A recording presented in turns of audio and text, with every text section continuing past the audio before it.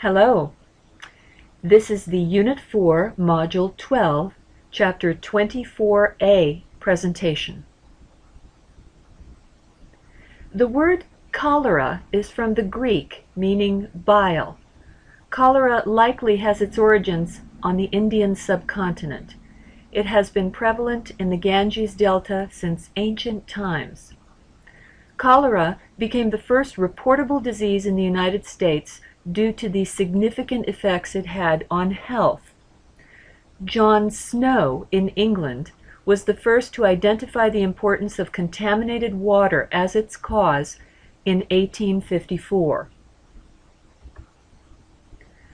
The cholera epidemic in Haiti to date, which has killed more than 8,000 people and sickened more than 600,000, is directly traceable to a battalion of United Nations peacekeepers who arrived in the country after the 2010 earthquake.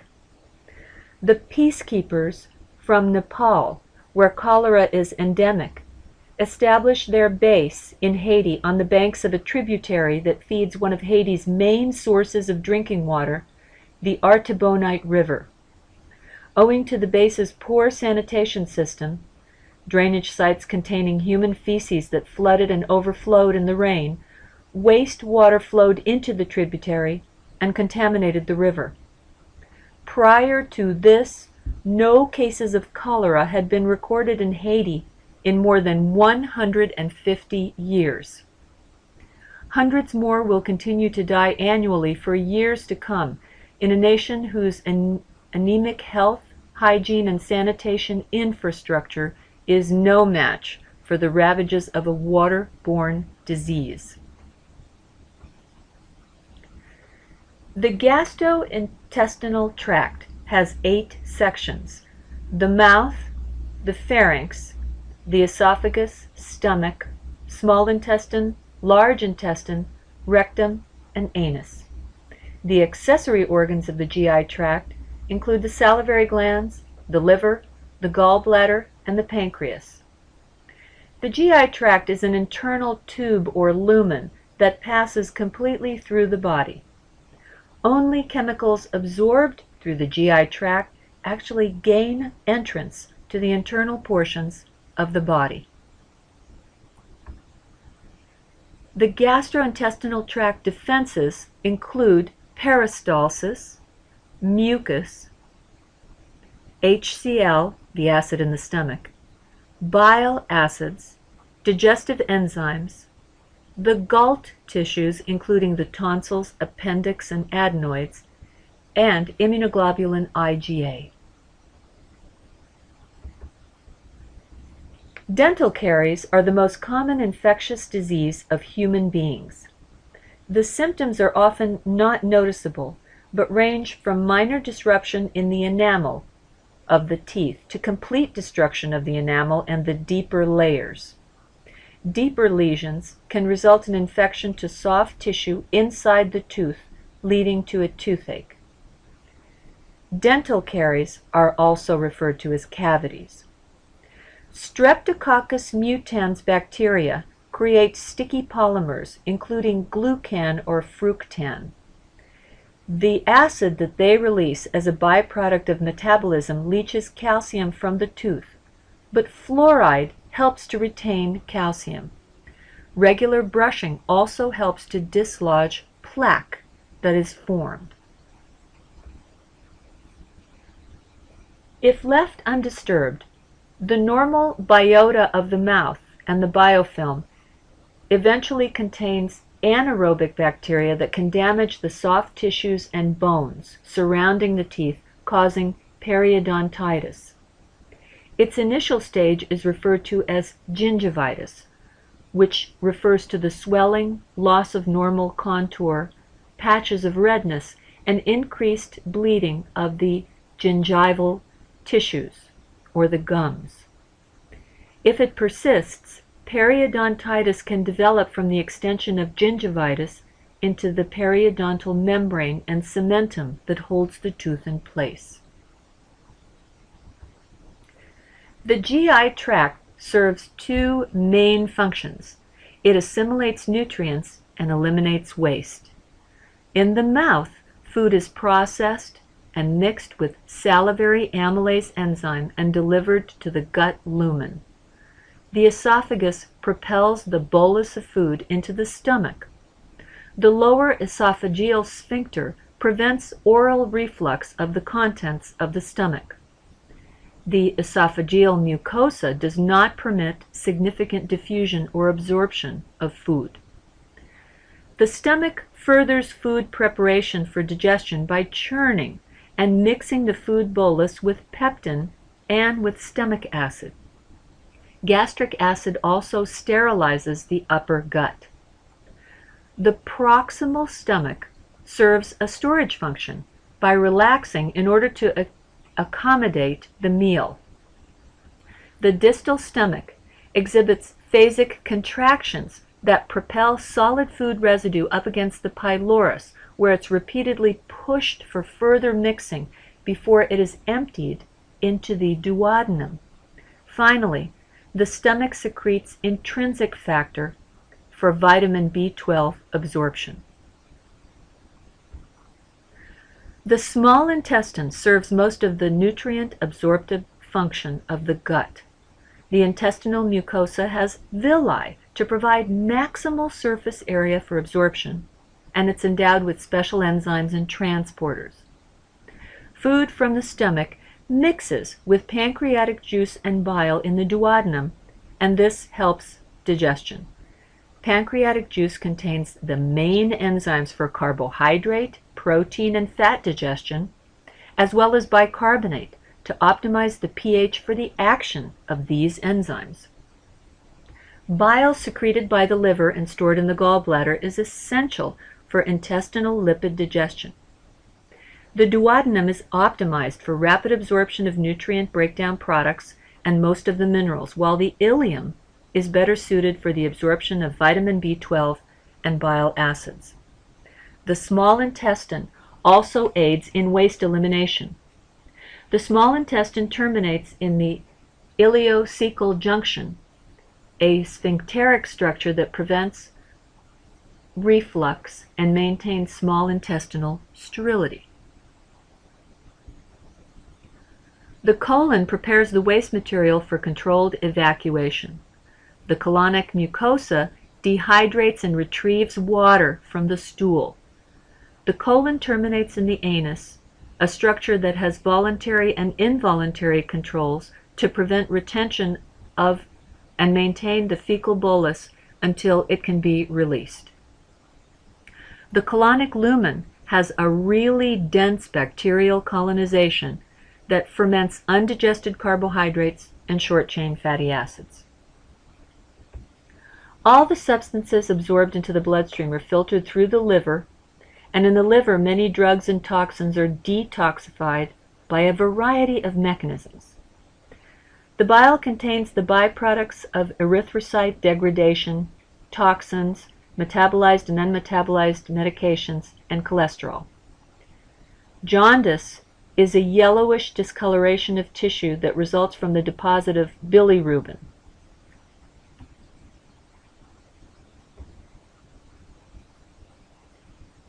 Dental caries is the progressive destruction, as we've just mentioned earlier, of the mineralized tissues of the tooth, primarily caused by the acid products of all of the metabolic activity of the oral mucosa. The basic characteristic of dental caries is that they progress inward from the tooth surface, either from the enamel-coated crown or the cementum of the exposed root surface. It will eventually involve the dentin and finally the pulp of the tooth. Streptococcus mutans is the dominant organism for the initiation of dental caries. Monosaccharides and disaccharides in the diet, such as glucose, fructose, sucrose, lactose, and maltose, provide appropriate substrates for bacterial glycolysis and acid production, which causes tooth demineralization. Ingested carbohydrates permeate the dental plaque, are absorbed by the bacteria, and they're metabolized. As the bacteria release acid, the pH of the plaque drops, it demineralizes the enamel, and begins the process of degradation. Foods with high sugar content, especially sucrose, are more cariogenic than foodstuffs such as sugar-containing liquids. Once the sugar is exhausted, the plaque pH returns to neutral, and some recovery can take place. With repeated snacking between meals, however, the pH may never return to normal, and it makes the demineralization worse. This slide lists the species that are important in plaque and disease development in the mouth. The treatment of dental caries involves the removal of the softened and infected hard tissue, exposing the dentin, restoration of the tooth surface, and filling with silver amalgam, composite resin, gold, or porcelain. Proper levels of fluoride, either systematically or topically administered, results in a dramatic decrease in the incidence of dental caries. 50 to 60% reduction if the water is fluoridated, and 35 to 40% reduction in dental caries if fluoride is topically applied. In the case of water fluoridation, the protective effect is thought to result from the incorporation of fluoride ions in place of hydroxyl ions of hydroxyapatite during the formation of the tooth, and this makes them more acid resistant. Periodontal bacterial disease accounts for more tooth loss than dental caries, particularly in the elderly. Like dental caries, chronic infection of the gingiva and anchoring structures of the tooth starts with the formation of plaque. The process can begin invisibly above the gum line and in the gingival sulcus. Plaque is completely preventable by appropriate dental hygiene, including periodic professional cleaning of the teeth. Here are some examples of periodontal disease. If ignored, severe periodontitis occurs, leading to the deepening of the physiologic sulcus and destruction of the periodontal ligaments that hold the teeth in place. Pockets develop around the teeth and become filled with pus and debris. As the periodontum is destroyed, the teeth loosen and will fall out. A virulent example is what is known as acute necrotizing ulcerative gingivitis, ANUG, or Vincent's infection. Stress, poor oral hygiene, tobacco, and alcohol use are all risk factors. The presentation includes sudden gingival inflammation, ulceration, bleeding, interdental gingival necrosis, and fetid halitosis. Treponema pallidum subspecies are associated with the pathogenesis of this ANUG periodontal disease. ANUG is most frequently seen in 4 population groups: HIV patients, malnourished children, young adults who are under a great deal of stress, and polysubstance abusers. The treatments for ANUG include: number 1, eliminating contributing factors such as stress, poor nutrition, poor sleep, alcohol, and tobacco use. Number 2, hydrogen peroxide rinses, at least twice a day. And number 3, surgical removal of necrotic tissue by an oral surgeon if needed. And number 4, the use of oral antibiotics. This table summarizes important infections of the teeth and gums. The term gastritis refers to inflammation of the gastric mucosa. The majority of gastric mucosal ulcers can be attributed to infection with the bacterium Helicobacter pylori. This bacterium, Helicobacter pylori, is a gram-negative microaerophilic rod found most commonly in the deeper portions of the mucosa that coat the gastric area or between the mucosal layer and the gastric epithelium in the stomach. Helicobacter may attach to the gastric epithelium, but under normal circumstances it does not appear to invade the cells of the mucosa. Helicobacter is strategically designed to live within the aggressive, acidic environment of the stomach. It's slightly S-shaped and contains multiple sheathed flagella. Acute infection with Helicobacter pylori induces gastritis. The natural habitat of Helicobacter pylori is the stomach, and it's probably acquired by ingestion. However, it has not been isolated from stool, food, water, or animals. Person-to-person transmission probably occurs because there is a clustering of infection with Helicobacter pylori within families. The rate of infection with Helicobacter in developing countries is very high, and this finding may account for the high rate of gastric carcinoma in these countries.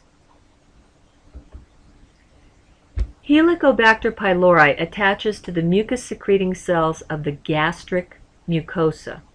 The production of large amounts of ammonia from urea by this organism's urease enzyme, coupled with the inflammatory response, leads to damage of the stomach mucosa. Loss of the protective mucus coating in the stomach predisposes to gastritis and peptic ulcer. The ammonia that Helicobacter produces also neutralizes stomach acid and allows the organism to survive.